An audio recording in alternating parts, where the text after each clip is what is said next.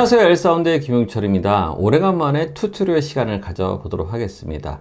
지난번까지 7번째 섹션을 마쳤고요. 오늘은 8번째 섹션을 진행을 해볼까 합니다. 어떤 내용이냐면 우리가 음향을 다루거나 다양한 영역에서 스펙에 대한 이야기를 많이 하잖아요. 음향 입장에서의 스펙, 그러니까 스페시피케이션을 어떻게 이해하고 어떻게 해석을 해야 되는지에 대해서 여러분들과 나눠보는 시간을 가져보도록 하겠습니다. 정말 중요한 공부가 될 것 같고요. 기대 많이 해주시면 감사할 것 같습니다. 시작하기 전에 구독과 좋아요는 잊지 말아 주시고요. 잠시 영상을 보신 후에 바로 시작을 해보도록 하겠습니다.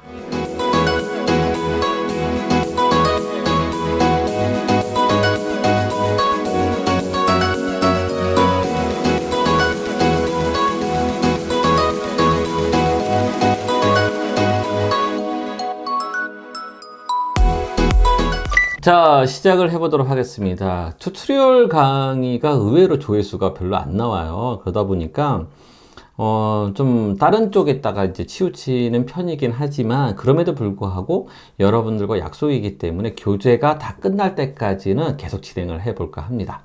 자, 오늘은 8번째 섹션이고요. 우리가 스페시피케이션을 어떻게 이해하고 어떻게 해석하는지에 대해서 나눠보도록 하겠습니다. 자, 교재에 나와 있는 부분이죠. 이렇게 교재에 나와 있는 부분인데 저 밑에, 그러니까 오른쪽 제일 밑에 있는 부분을 이렇게 확인해 보시면 우리가 이제 많이 보게 되는 어떤 스펙이죠. 지금 어떤 제품이냐면 시그널 프로세서예요. 시그널 프로세서에 대한 어떤 스페시피케이션에 대해서 여러분들 보고 계시는데요. 제일 위에가 무엇이 있을까요? 프리커시 레스폰스가 있고요. 하모니 디스토션, 노이즈에 대한 이야기고요. 그 다음에 인터모듈레이션 디스토션, 이것도 마찬가지 노이즈, 아웃풋 노이즈, 이것도 노이즈고요. 인풋 임피던스, 임피던스가 얼마큼 되는지, 인풋 센서티버티가 얼마큼 되는지, 맥시멈 아웃풋 레벨이 얼마큼 되는지, 아웃풋 임피던스가 어떻게 되는지, 크로스토크라든지 디멘전 웨이트, 여러 가지들이 있겠죠. 이 외에도 뭐 다양한 것들이 있겠지만 여러분들이 이제 스펙을 보게 되면은 가장 대표적으로 많이 보게 되는 부분이 프리커시 레스폰스하고 이제 노이즈 관련된 영역들을 많이 보게 될 겁니다. 자, 그것은 나중에 설명을 하도록 하고요. 자, 제일 중요한 건 뭐냐면 스펙은 과연, 어떤 스페시피케이션은 과연 누가 보는 걸까요? 누구를 위한 것일까요? 한번 생각을 해볼 필요가 있죠. 또 두 번째는 뭐냐면 믿을 수가 있는 건가? 이 스페시피케이션에 나와 있는 이 내용들을 우리가 믿을 수가 있는 건가? 이 두 가지에 대해서 먼저 한번 확인을 해보고 넘어가도록 하겠습니다. 첫 번째, 누구를 위한 것일까요? 이 스페시피케이션이 누구를 위한 것일까요? 이렇게 생각하시면 돼요. 이 제조사가 이 제품을 만든 회사 입장에서는 이것을 판매를 해야 되잖아요. 이걸 사려고 하는 사람이 대상이 되겠죠. 그러면 사려고 하는 사람은 어떻게 이 제품을 사려고 할까요? 조사를 하겠죠. 이 제품과 동일 비슷한 제품들 여러 가지들을 비교 평가를 한 후에 원하는 제품을 사게 될 겁니다. 그렇기 때문에 우리가 스펙을 본다는 건 뭐냐면 여러 가지 제품들을 비교 평가를 하기 위해서 스펙을 보게 되는 거예요. 우리가 두 번째, 이 스펙을 정말로 믿을 수 있는 것인가 라는 것을 한번 생각을 해볼 필요가 있어요. 제조사 입장에서는 어떻게 보면 어떤 표기하는 방법이겠죠. 어떤 스펙에 대한 표기하는 방법일 텐데 유리한 방법으로 표기를 하겠죠. 단점은 최소화시키고 장점은 부각시켜야 구매하는 사람들에게 더욱더 자기 제품이, 자기네들이 만든 이 제품이 더 좋다라는 것을 부각시키기 위해서는 어떻게 보면은 장점을 더 부각시켜서 아니면 단점들을 조금 가려서 보여준다는 거죠. 우리가 한번 이렇게 생각해 보자는 거죠. 제가 이제 회사에서 신입 직원을 뽑으려고 해요. 여러분들이 이력서를 준비하겠죠. 나름대로 그 이력서, 그러니까 레주미에다가 여러 가지 어떤 스펙에 대해서 기명을 할 거예요. 어느 학교를 나왔고, 어떤 공부를 했고, 어떤 자격증을 가지고 있고, 여러분들을 소개하고 표현할 수 있는 것들을 많이 적겠죠. 그렇다고 하면 이 이력서를 누가 볼까요? 그 회사, 뽑으려고 하는 그 회사의 담당자가 보겠죠.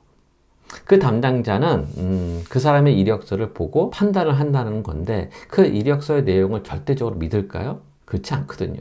세부적인 사항을 모르더라도 그 사람이 대략적으로 어떤 사람인지에 대해서 생각할 수는 있다는 거예요. 그 이력서를 쓰는 사람이 자기의 이력에 대해서 표기를 하는데 단점을 부각시킬까요? 절대 그렇지 않죠. 나름대로 포장을 할 거고요. 여러분들은 여러분들의 장점을 부각시키기 위해서 그 이력서를 기명을 할 겁니다. 마찬가지예요. 여러분들이 어떤 제조사 입장에서 생각해 보면 그 스펙을 적을 때는 정확한 타겟을 알고 있다라는 거죠. 이것을 보는 사람이 누구일 것이고 그 보는 사람들이 어떤 관점을 바라보고 있는지, 그렇기 때문에 여러 가지 이렇게 보시는 이 여러 가지 스펙을 보다 보면은 정말 어렵다라는 거예요. 정말 보면은 너무 헷갈려요. 너무 헷갈리고요. 그래서 스펙에 대해서는 여러분들이 공부를 할 때 조금 더 디테일하게 알 필요는 있다라는 것을 먼저 말씀드리고 싶습니다. 자, 그렇다고 하면 여러 가지 스펙 사항 중에서 우리는 제일 먼저 해야 될 것은 뭐냐면 프리퀀시 레스폰스에 대해서 여러분들과 나눠보는 시간을 가져보도록 하겠습니다. 자, 여기에서는 프리퀀시 레스폰스에 대해서 표기를 했는데 이 교재에서는 세 가지 영역을 조금 더 확인을 해볼 필요가 있다고 얘기를 하고 있어요. 무엇이냐면 첫 번째가 프리퀀시 레스폰스고요.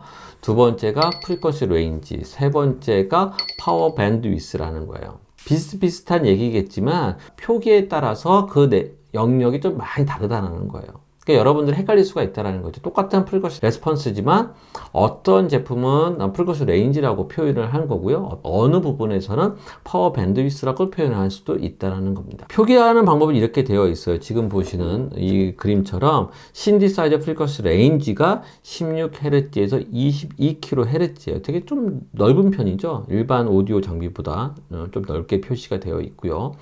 프리퀀시 레스폰스라고 표시되어 있는 저 부분을 보면 10Hz에서 50kHz까지 이렇게 표시가 되어 있고요. 플러스 0dB라고 되어 있습니다. 거기서 마이너스 1dB라고 표시가 되어 있고요. at 1W 아웃풋이 나간 거예요. 어디에? 8ohm에 이렇게 된 표시가 되어 있다는 겁니다. 이 부분에 대해서는 나중에 설명을 하도록 하고요. 마지막으로 파워 밴드위스 같은 경우에는 25Hz에서 28kHz까지 표기가 되어 있고요. 어떻게 했을 경우냐면 250W가 지금 걸려 있는 상황이에요. 8ohm에. 그리고 하모니 디스토션이, 토탈 하모니 디스토션이 0.1% 이하였다라는 거. 그리고 양쪽 채널에다가 드라이브를 걸었다라는 거. 이렇게 표기가 되어 있습니다. 이렇게 해가지고는 우리가 해석하기가 좀 어렵죠. 자, 제일 먼저 프리퀀시 레스폰스는 지난번 강의에 충분히 여러분들과 나눠봤어요. 지금 보시는 것처럼 7월 언제예요? 2018년서부터 여러분들과 잠깐 나눠봤었고요. 2020년도 6월서부터 7월까지 여러 개, 4차례를 거쳐가지고 자세하게 여러분들과 나눠봤으니까 여러분들이 공부하고 싶으신 분들은 이 영상을 찾아가지고 여러분들이 보시면 좋을 것 같습니다. 검색하시면 돼요. 제 채널에 들어와가지고 검색해가지고 프리퀀시 레스폰스라고 입력을 하시면은 이렇게 이제 뜨니까 검색하고 그것을 가지고 여러분들이 보시면 될 것 같습니다. 자, 프리퀀시 레스폰스에 대해서 먼저 설명을 하면은 지금 보시는 그림처럼 마이크가 대표적일 거예요. 프리퀀시 레스폰스는 한국말로 얘기하면 주파수 응답이에요. 응답이라는 뜻은 뭐냐면 내가 무엇인가를 물어봤을 때 그것에 대한 답변이 오는 것을 응답이라고 얘기를 하잖아요. 그러니까 똑같은 개념이라는 거죠. 레스폰스. 저 마이크에 어떤 오디오 시그널이 들어갔어요. 그럼 그 오디오 시그널을 제대로 재생을 해주면 되는 거죠. 얼마큼 잘 재생하는 것이 목적인 거예요. 그래서 우리가 보통 영어 표기하러 보면 리프로덕션 이렇게 얘기를 많이 한다라는 거죠. 프리퀀시 레인지라고 표기하는 건 뭐냐면은 지금 가장 대표적인 게 신디사이저일 거예요. 신디사이저 같은 경우에는 저는 어떤 시그널이 들어가서 거기에 아웃풋이 나오는 어떤 시그널이 나오는, 그렇지 않죠. 신디사이저 같은 경우는 자체적으로 시그널 제너레이터가 있어요. 그래서 어떤 그 가상 악기의 소리를 자체적으로 만들어서 소리를 내보낸다라는 거죠. 가장 대표적인 피아노 소리를 만약에 이제 가상 악기로 만들어 가지고 그 소리를 내보낸다고 하면은 어떤 특정 그 음만 내보내는 게 아닐 거죠. 여러 가지 피아노 소리가 가지고 있는 여러 가지 하모니 성분도 같이 내보낸다라는 거예요. 그렇기 때문에 보통 신디사이저라든지 이런 제품들 같은 경우는 프리퀀시 레인지 자체가 넓게 될 수밖에 없다라는 거죠. 왜? 하모니 성분도 표현을 해줘야 되기 때문에. 인풋이 아니라 인풋이 없고 단지 나가는 쪽, 이런 쪽 같은 경우에는 프리퀀시 레인지라고 이제 표기를 한다는 겁니다. 마지막으로 파워 밴드위스는 뭐냐면 지금 보시는 이 그림처럼 어떤 파워 앰프를 얘기할 때가 많이 있을 거예요.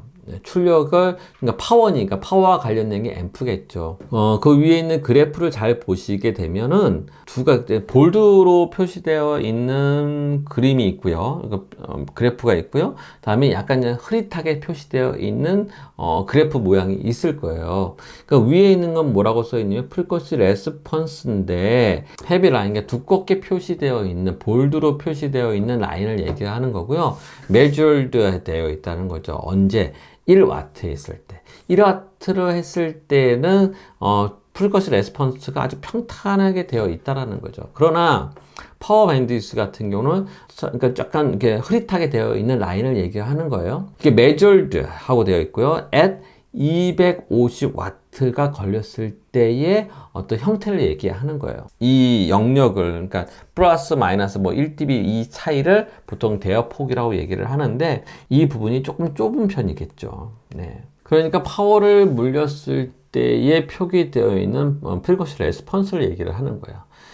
근데 이제 이런 부분들에 대해서 여러분들이 이제 지금 마지막에 보시는 이 그림처럼 신디사이저는 이렇다, 뭐 프리퀀시 레스폰스는 이렇다, 파워 밴드위스는 이렇다.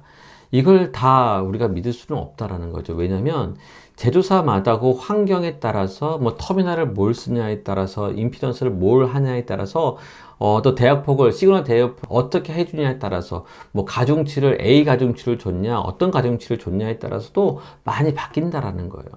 그럼 우리는 어떻게 확인을 해야 되냐? 여러 가지로 확인을 해야 되는 거죠. 왜냐면 프리퀀시 레스폰스만 보는 것이 아니라 어떤 그 위상에 대한 것들 페이즈라는 것들을 한번 확인해 볼 필요가 있는 거고요. 다양한 영역을 확인해 볼 필요가 있고요. 또한 이걸 측정한 것이 뭐 예를 들면 그 파워 앰프 같은 경우에는 아주 추운 곳에다가 놓고 측정할 수도 있잖아요. 그렇다면 좋게 나올 수밖에 없다라는 거죠. 보통 앰프라든지 이런 장비 같은 경우에 열로 인해 가지고 노이즈가 많이 발생하거든요. 그렇다고 하면 그 부분들 같은 경우가 정확하게 기명이 돼야 되는데 그렇지 않다라는 거죠. 자, 오늘은 어떻게 보면 프리퀀시 레스폰스에 대한 입문과 같은 이야기를 나눠봤고요. 다음번엔 정말 중요한 그 하모니 디스토션, 아마 노이즈 뭐 이런 부분에 대해서 나눠보는 시간을 가져보도록 하겠습니다. 기대 많이 해주시면 감사할 것 같고요. 끝나기 전에 구독과 좋아요는 잊지 말아주시고요. 다음번에 만남을 기대하면서 준비하도록 하겠습니다. 고맙습니다. 감사합니다.